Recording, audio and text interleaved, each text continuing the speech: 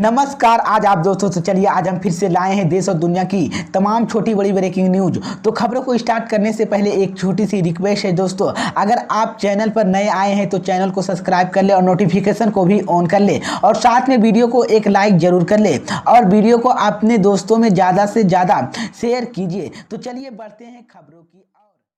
इसी बीच पर दोस्तों अगली खबर की ओर की पश्चिम बंगाल की मुख्यमंत्री ममता बनर्जी का बड़ा ऐलान, 30 मार्च को करेगी केंद्र सरकार के खिलाफ प्रदर्शन। जी हां दोस्तों, आपको बता दें ये बड़ी खबर सामने निकल कर आई दोस्तों कि पश्चिम बंगाल की मुख्यमंत्री ममता बनर्जी ने केंद्र सरकार से बकाये का भुगतान नहीं किए जाने को लेकर 29 और 30 मार्च को धरने पर बैठेगी।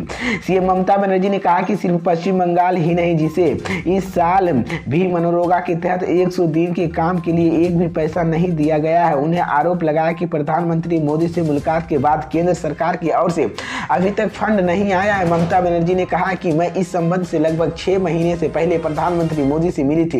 इस दौरान मैंने विभिन्न मुद्दों के तहत 1.15 लाख करोड़ रुपए के भुगतान के लिए कहा था। इतना ही नहीं, उन्होंने जब गृह मंत्री अमित शाह पश्चिम बंगाल के दौरे पर आए थे तब उन्होंने यह भी बैठक के दौरान मुद्दा उठाया था, हमारी और केंद्र सरकार की कोई पत्र लिखे थे। ममता बनर्जी ने आरोप लगाते हुए कहा कि केंद्र सरकार की जानबूझकर राशि रोक रही है। इश्यू को लेकर मैं आपको बता दें कि जारी नहीं किए जाने को लेकर आरोप लगाते हुए उन्होंने कहा था कि केंद्र सरकार या उनका पैसा दो वर्ण के छोड़ देता है। ममता बनर्जी के लिए कुछ लोग दिल्ली सरकार व केंद्र सरकार, बंगाल सरकार विकास के लिए ना फंड दी गई है।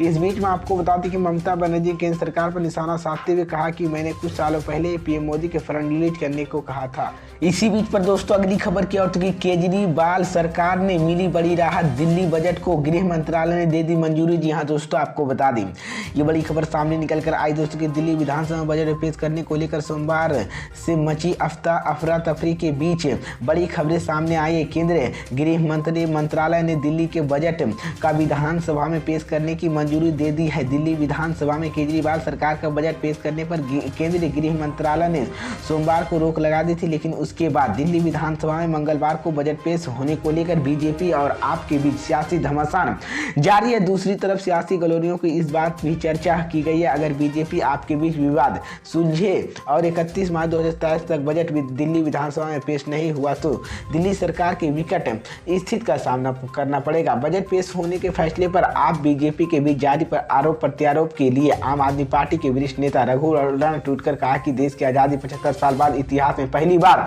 हो रहा है कि केंद्र सरकार दिल्ली की जनता द्वारा चुनी सरकार बजट रोक रही है। इसी बीच पर दोस्तों अगली खबर की ओर की संजय निषाद ने लोकसभा चुनाव पर किया बड़ा ऐलान, पीएम मोदी को लेकर कही बड़ी बात। जी हां दोस्तों, आपको बता दें ये बड़ी खबर सामने निकल कर आई दोस्तों कि आगामी लोकसभा चुनाव और यूपी निकाय चुनाव को लेकर तैयारियां शुरू हो गई है। यूपी में बीजेपी की सहयोगी निषद पार्टी ने इन्हीं चुनावों को लेकर बड़ा ऐलान किया है।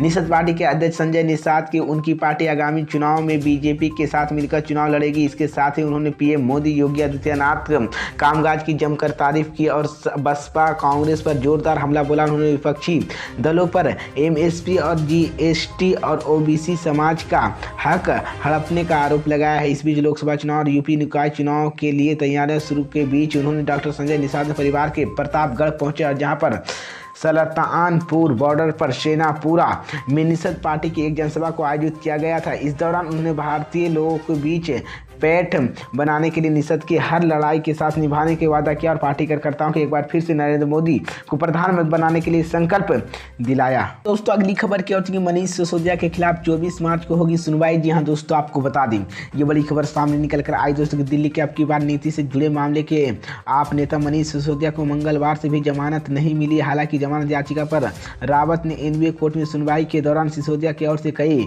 वास्तविक दलील दी गई है, लेकिन उन्होंने जमानत नहीं मिल सकी। सिसोदिया के वकील मोहित माथुर ने कहा कि उनकी पत्नी बीमार रहती है और उनकी देख रेख करने के लिए मनीष सिसोदिया की सेवा कोई नहीं है। बेटा विदेश पड़ता। मनीष सिसोदिया की जमानत पर अब अगली सुनवाई 24 मार्च को होगी। आज कोर्ट में सीबीआई की दलील पूरी हुई और सीबीआई की तरफ से कहा गया कि मनीष सिसोदिया को जमानत न दी जाए, क्योंकि अगर उन्हें जमानत दी जाती है तो सीबीआई की जांच प्रभावित होगी। मनीष सिसोदिया की प्रवृत्त व्यक्ति और अकबर व जमानत पर बाहर आते वो फिर गवाहों और सबूतों के साथ छेड़छाड़ कर इसी बीच पर दोस्तों अगली खबर की ओर कि राहुल गांधी के लिए बड़ा खतरा है अखिलेश यादव, केशव प्रसाद मौर्य का बड़ा दावा। जी हां दोस्तों, आपको बता दी ये बड़ी खबर सामने निकल कर आई दोस्तों। उत्तर प्रदेश की डिप्टी सीएम व केशव प्रसाद मौर्य समाजवादी पार्टी द्वारा लोकसभा चुनाव कांग्रेस की दूरी बनाने को लेकर तंज कसा है। अखिलेश यादव और गैर कांग्रेसी नए मोर्चा के साथ चुनाव लड़ने की तैयारियों में जुटे, जिसे को लेकर उप मुख्यमंत्री के सपा अध्यक्ष निशाना साध रहे। उन्होंने कहा कि अखिलेश यादव ने राहुल गांधी के साथ मिलकर खूब काम किया, लेकिन